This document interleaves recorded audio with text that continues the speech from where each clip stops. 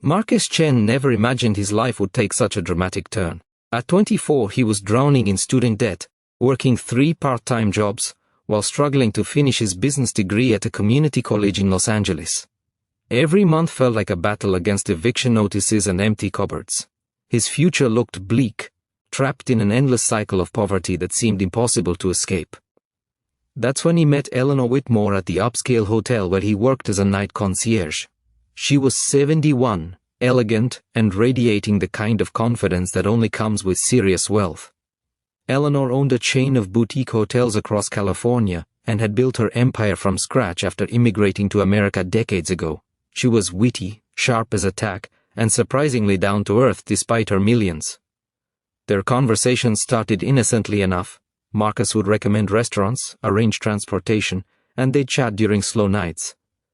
Eleanor appreciated his intelligence and ambition, while Marcus found her life stories fascinating. She'd survived poverty herself, worked her way up through sheer determination, and had outlived 2 husbands. She was lonely, she admitted one night, surrounded by fortune but starving for genuine human connection. When Eleanor proposed marriage 6 weeks after they met, Marcus was stunned.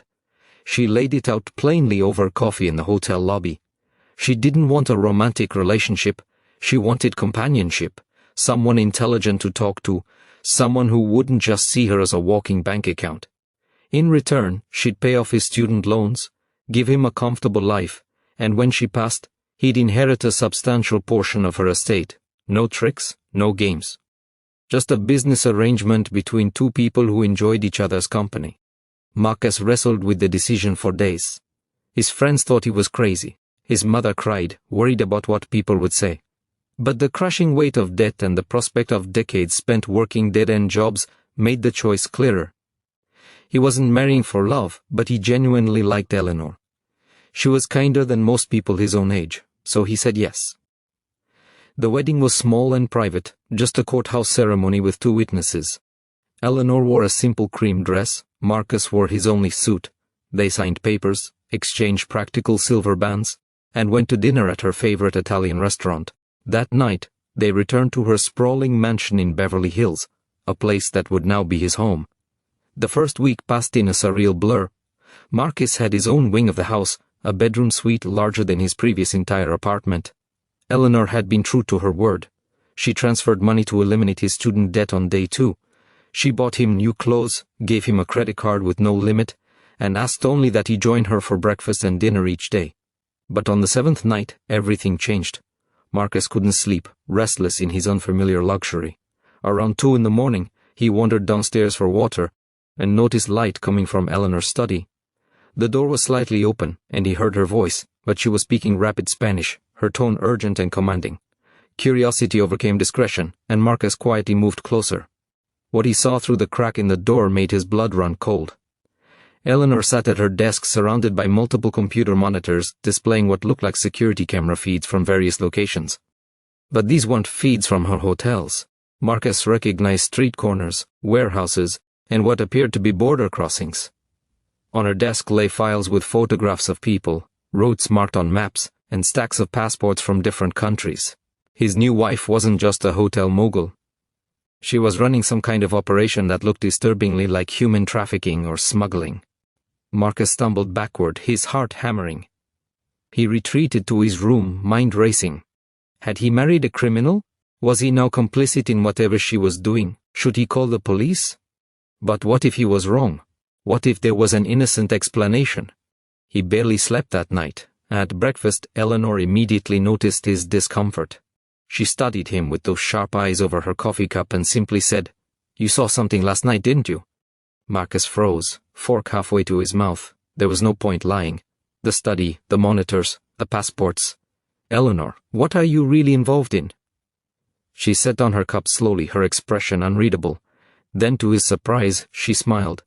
"I suppose it's time I told you the truth. Come with me." Heart pounding, Marcus followed her back to the study.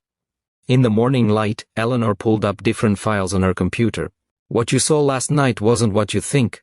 For the past 15 years, I've been running an underground operation, but not the kind you're imagining. I help people escape. She explained that she'd been coordinating a network that helped victims of human trafficking get to safety, assisted political refugees who couldn't go through official channels, and relocated witnesses in danger. The security feeds showed safe houses. The passports were for people who needed new identities to survive. The maps tracked routes away from danger, not toward it. I was trafficked myself when I first came to America, Eleanor said quietly, her eyes distant.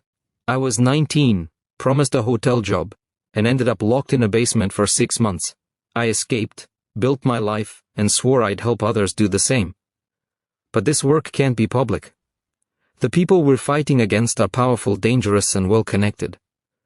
Marcus sat down heavily, overwhelmed. Why marry me then? Why bring someone into your life if you're involved in something so risky? Because I'm 71 years old, Marcus. I need someone I can trust to continue this work when I'm gone. Someone smart, someone with integrity, someone who hasn't been corrupted by wealth or power yet. I've been watching you for months before I ever said a word.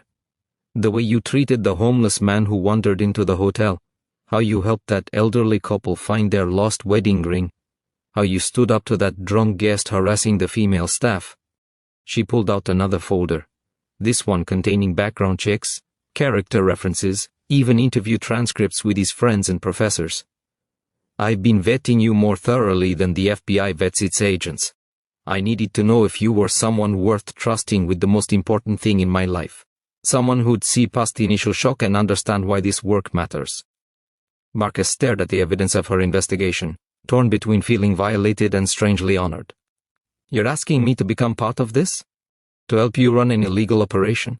I'm asking you to help save lives, Eleanor corrected. Everything we do is carefully planned to minimize legal risk. We have lawyers, connections in law enforcement who look the other way, even some politicians who secretly support us. But yes, there's always danger. That's why the compensation isn't just about comfort, it's hazard pay. She gave him an out right then. She'd honor their agreement, pay him a generous settlement, and they could divorce quietly. No hard feelings. Or he could stay, learn the operation, and help her expand it. Marcus thought about his own struggles, how many times he'd felt trapped and hopeless. He thought about people facing worse circumstances, running from violence and exploitation.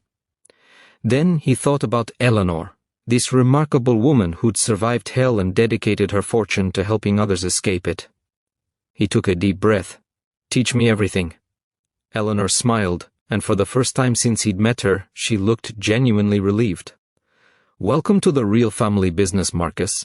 This is going to be a hell of a ride. And it was.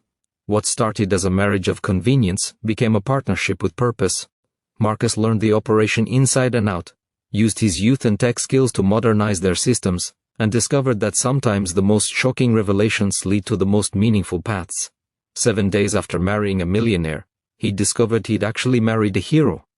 Marcus spent the next 3 months living in two worlds. By day, he was the young husband of a wealthy hotel heiress, attending charity galas and business meetings, learning to navigate the superficial conversations of Los Angeles high society. By night, he descended into Eleanor's underground operation, discovering a reality that most people never knew existed. The mansion's basement had been converted into a command center that would make the CIA jealous. 6 monitors lined one wall, displaying live feeds from safe houses across 3 states. A secure server held encrypted files on hundreds of cases, women escaping forced marriages, children rescued from labor trafficking rings, witnesses fleeing cartel violence. Eleanor had built this network with meticulous care over 15 years, and now she was handing Marcus the keys to the kingdom. This is Rosa, Eleanor said one evening, pulling up a file on the main screen. The photo showed a thin woman in her 20s, bruises barely concealed by makeup. She was brought from Guatemala 3 years ago, promised work as a nanny. Instead, she was locked in a house in San Diego, forced to work 20-hour days with no pay, her passport confiscated. She managed to slip a note to a grocery delivery driver who contacted us. Marcus studied the details. When do we move? Tonight. You're coming with me. The rescue operation was nothing like the movies, no dramatic raids or gunfights. Eleanor had orchestrated it like a military operation. They drove to San Diego in an unmarked van, meeting 2 other team members, a former social worker named Patricia and a retired cop named Mike. The family holding Rosa had gone out to dinner, leaving her alone to clean. They had a 2-hour window. Marcus watched Eleanor transform. The elegant socialite disappeared, replaced by a focused operative who picked the back door lock in under 30 seconds. Inside, they found Rosa terrified in the kitchen, initially afraid they were immigration officials. Eleanor spoke to her in fluent Spanish, calm and reassuring. Within 10 minutes, they had Rosa in the van with a bag of her few belongings. The drive back was quiet except for Rosa's soft crying. Marcus sat beside her, not knowing what to say, finally just holding her hand. At the safe house in Los Angeles, a doctor was waiting to examine her. Eleanor had arranged temporary housing, legal representation for her immigration case, and a job at one of her hotels, under a protected identity. "How do you afford all this?" Marcus asked later that night as they drove home. "The hotels generate more money than I could spend in 3 lifetimes, Eleanor said. "And we have donors, wealthy people who know what we do and contribute anonymously. Some of them are survivors themselves. Others just have a conscience." Over following weeks, Marcus met the extended network. There was James, a tech genius who managed their encrypted communications and helped create false digital trails. There was Dr. Amelia Chen, who provided medical care and therapy for survivors. There was Father Rodriguez, a Catholic priest who ran a safe house disguised as a church shelter. Even some of Eleanor's hotel managers were in on it, using the properties to hide people in plain sight. But Marcus also learned about the dangers. Eleanor showed him the scars on her shoulder from a bullet wound 3 years ago when a rescue went wrong. She told him about volunteers who'd been threatened, one who'd been hospitalized, the people they were fighting against, trafficking organizations, abusive employers, corrupt officials, had resources and connections. One wrong move could bring everything crashing down. "Why doesn't the government do more?" Marcus asked one night, frustrated after hearing about a case involving a trafficking ring that had operated for over a decade. Eleanor laughed bitterly. "The government is overwhelmed and underfunded. Immigration enforcement focuses on deportation, not protection.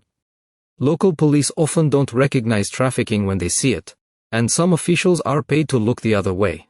We exist because the system fails people like Rosa every single day." Marcus threw himself into the work with an intensity that surprised even him. He upgraded their security systems, created better protocols for vetting cases, and used social media to identify potential victims posting coded cries for help. His youth and tech fluency brought a new dimension to the operation. But the lifestyle took its toll. Marcus started having nightmares about the stories he heard. A 10-year-old girl forced to work in a factory 16 hours a day, a young man held captive on a farm, his wages stolen for 3 years, a teenager sold by her own uncle to pay off gambling debts. Each case left marks on his soul. Eleanor noticed him withdrawing after a particularly brutal case involving children. She found him one evening on the mansion's balcony, staring out at the glittering city lights. "You're wondering if you made the right choice," she said, not a question. Marcus nodded. "I thought I understood what I was signing up for, but the reality, it's so much worse than I imagined. How do you live with this knowledge every day?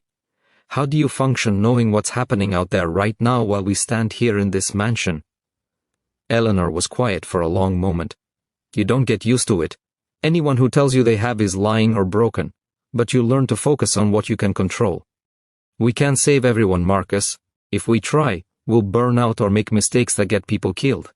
We save who we can, when we can, and we do it smart. Is it enough, though? It's enough for Rosa. It's enough for the 43 people we've helped this year. It's enough for the families who get their loved ones back." She put a hand on his shoulder. "This work will break your heart 1,000 times, but it will also show you the best of humanity, the survivors who find strength you can't imagine, the volunteers who risk everything, the donors who give without wanting recognition." Marcus thought about the woman they'd rescued last week who'd hugged him so tightly, thanking him in broken English. He thought about Rosa, who now worked at the hotel front desk, and smiled for the first time in 3 years. He thought about the young man they'd helped escape farm slavery who was now enrolled in community college. "Teach me more," Marcus said. "I want to be better at this." Eleanor smiled. "You're already better than you know.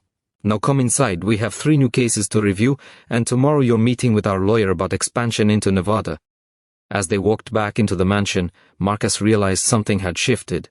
He'd come into this marriage looking for an escape from poverty. Instead, he'd found a purpose worth living for, and maybe, against all odds, a family worth fighting beside. The real education was just beginning.